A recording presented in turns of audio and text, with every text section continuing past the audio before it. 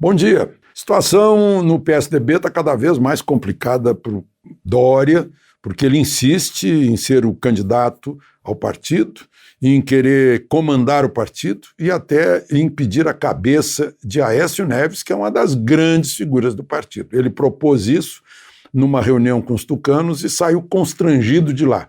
Porque para não dizer não e não provocar racha ou não gerar notícia negativa para os tucanos, não haver desgaste, adiaram o assunto por um ano. Enquanto isso, um grupo de deputados que representam mais ou menos metade da bancada federal foi a Porto Alegre conversar com o governador Eduardo Leite, que é tucano, sugerindo que ele se lance candidato no lugar de Dória. Aliás, Fernando Henrique Cardoso, que é a maior liderança dos tucanos, foi quem sugeriu o nome de Eduardo Leite, porque já perceberam que Dória tem mais desgaste, que ele tenta, da barulheira que faz, do marketing que faz, tenta superar esse desgaste, mas só aumenta, né? E principalmente depois de ele ter recebido como conselheiro, como aliado, o Rodrigo Maia, que praticamente não tem mais lugar no DEM, a não ser pela lei, né? Porque se ele sair agora sem motivo, ele perde o mandato. E Dória o convidou para ir para os tucanos.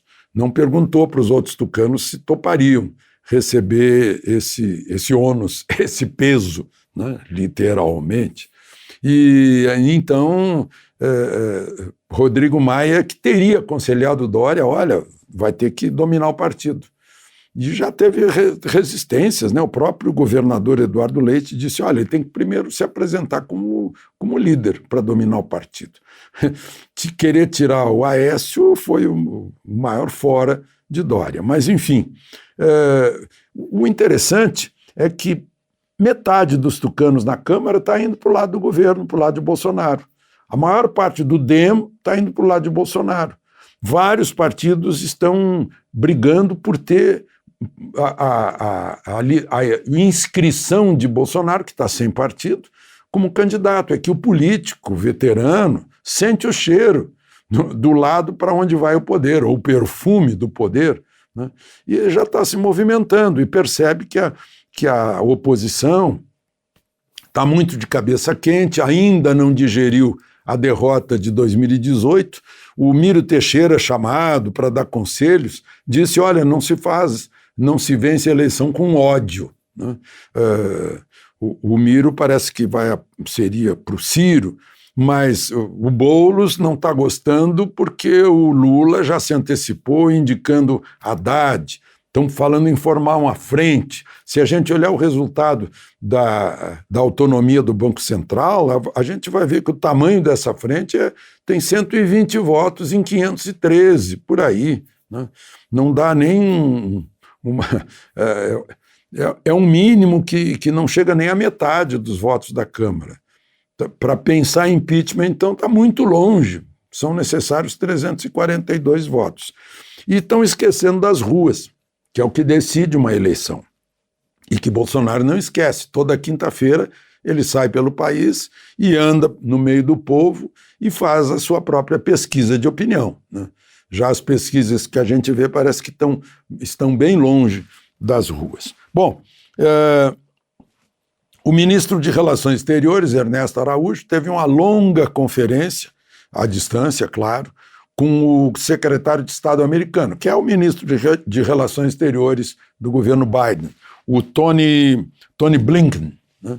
E falaram sobre relações comerciais, econômicas, investimentos, acordos, etc. Há a possibilidade, o governo brasileiro, o presidente Bolsonaro já se manifestou que quer ter um acordo comercial maior com os Estados Unidos, né, já que os governos anteriores deixaram o Brasil fora de acordos que foram tentados, né, acordos que iam significar queda de impostos de um país para o outro, nas importações e tal.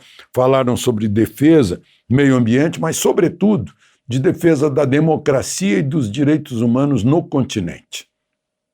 É uma forma de dizer que eles trataram principalmente da Venezuela, proteção da democracia em países onde ela está tremendo, né?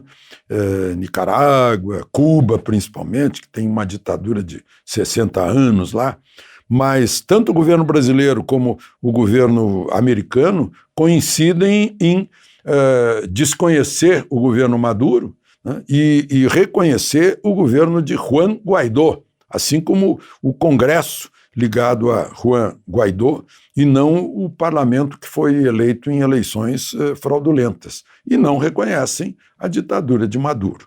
Então continua numa política externa bem afinada, né? Fizeram toda uma narrativa e tal, esqueceram que Biden fez muitas declarações de campanha, né? E que agora é a realidade, agora é o dia a dia, em relação aos 2 maiores países das Américas. De Brasília, Alexandre Garcia.